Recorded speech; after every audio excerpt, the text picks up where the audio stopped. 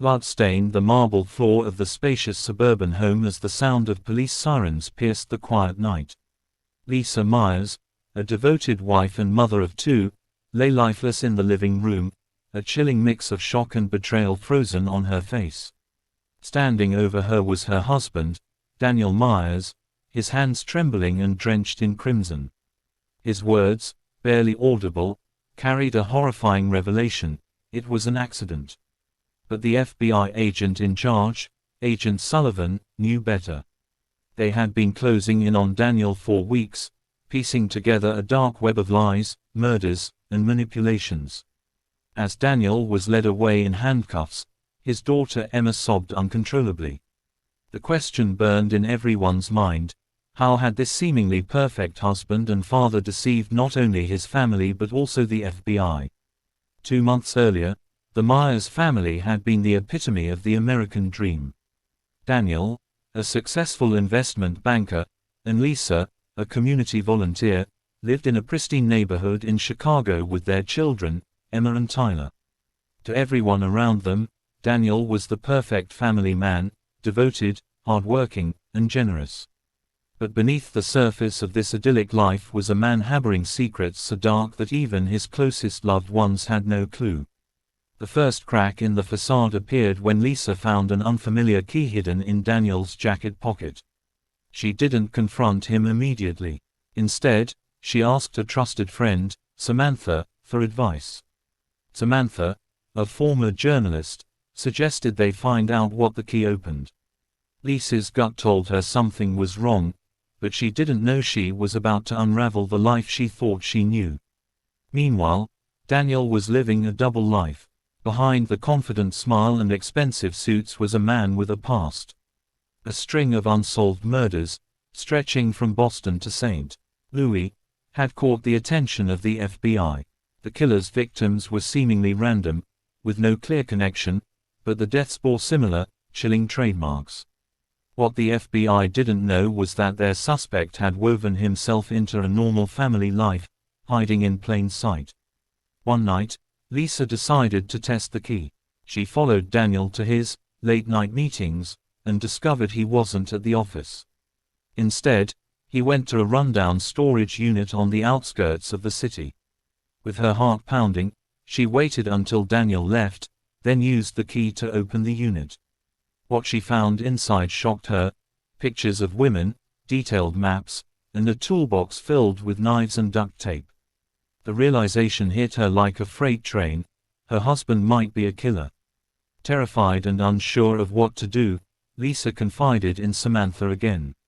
They debated going to the police but worried about how it might impact the children. Lisa decided to confront Daniel instead, hoping for an explanation. But when she brought up the storage unit, Daniel's demeanor changed. His usual calm, charming facade cracked, revealing a side of him she had never seen before. "I don't know what you think you saw," he said coldly, "but if you know what's good for you, you'll forget it." Lisa, shaken but determined, couldn't ignore the truth. She began secretly documenting everything: strange late-night calls, his frequent trips out of town, and the locked drawer in his office that she couldn't access. What she didn't know was that Daniel was already aware of her suspicions. As the tension in the Myers household grew, so did the FBI's investigation. Agent Sullivan and his team had finally connected the murders to a single suspect, a man who traveled frequently and left little evidence behind. They were closing in, but they needed one final piece of the puzzle to make their case. Lisa became their unwitting informant.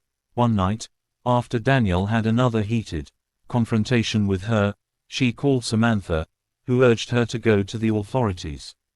Lisa agreed but decided to wait until the children were asleep to make the call. However, Daniel overheard her conversation. Hours later, Lisa's lifeless body was found, and Daniel claimed it was an accident, a fight that had gone too far. But Agent Sullivan wasn't convinced. The scene was too clean, too perfect. And there was one glaring detail Daniel hadn't considered: the surveillance cameras Lisa had secretly installed in the house just days before. What the footage revealed would shock even the most seasoned investigators. The footage was damning. It showed Lisa pleading with Daniel as he advanced on her, his face twisted with rage. "You should have stayed out of it," he hissed before shoving her violently. Lisa fell, hitting her head on the corner of the coffee table. The scene that followed was chilling. Instead of calling for help, Daniel methodically cleaned up, positioning Lisa's body to look like an accident, all while whispering, "It's better this way." Agent Sullivan and his team were now certain. Daniel wasn't just a suspect in Lisa's death, he was their serial killer. But they needed more than footage to connect him to the other murders.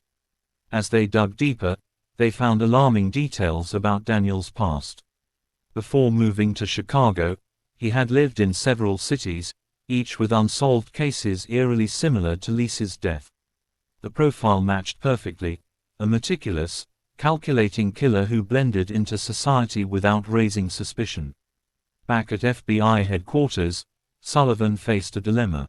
Daniel's high-profile job and polished reputation meant the case would attract media frenzy, making a covert investigation nearly impossible.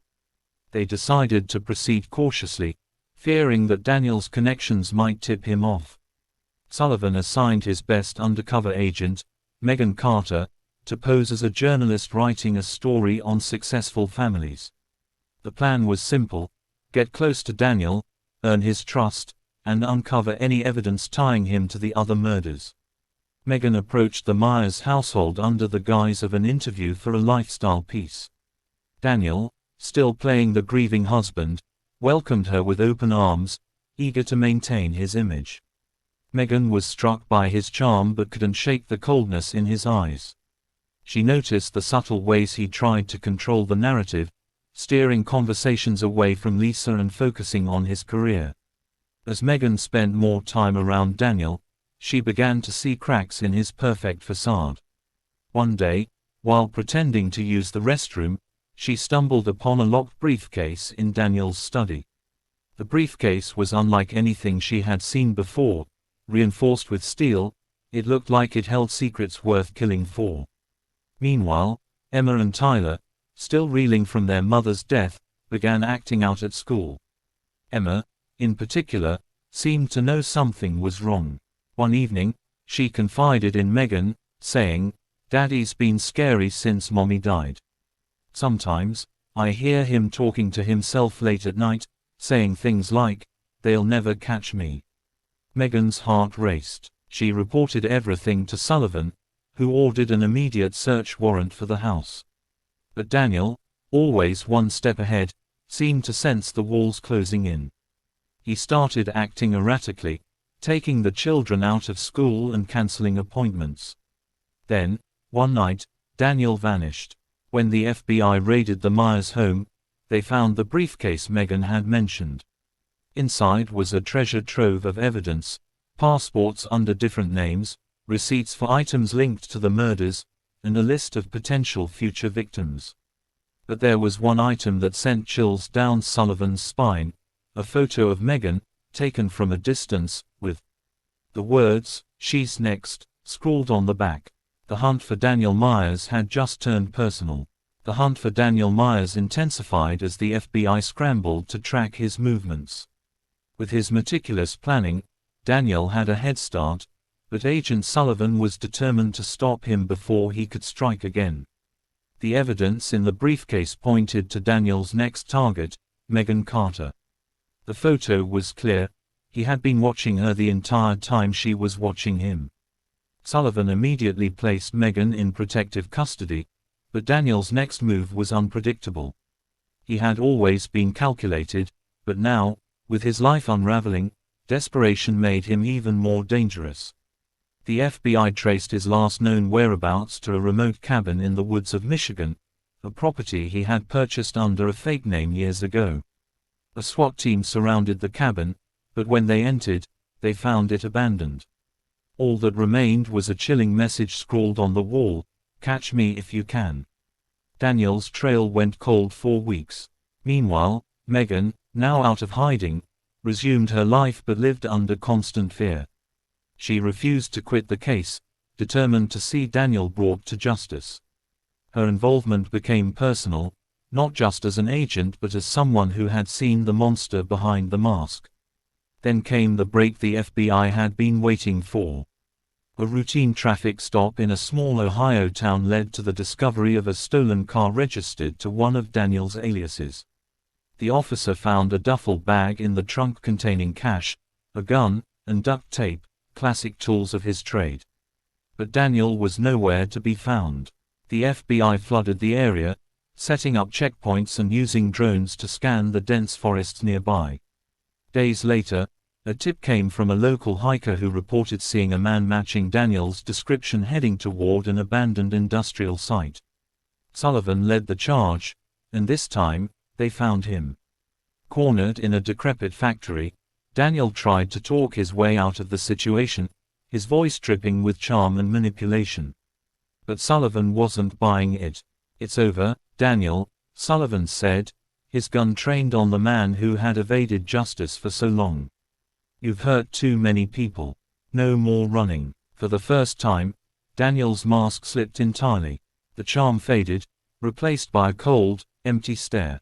"You'll never understand," he said.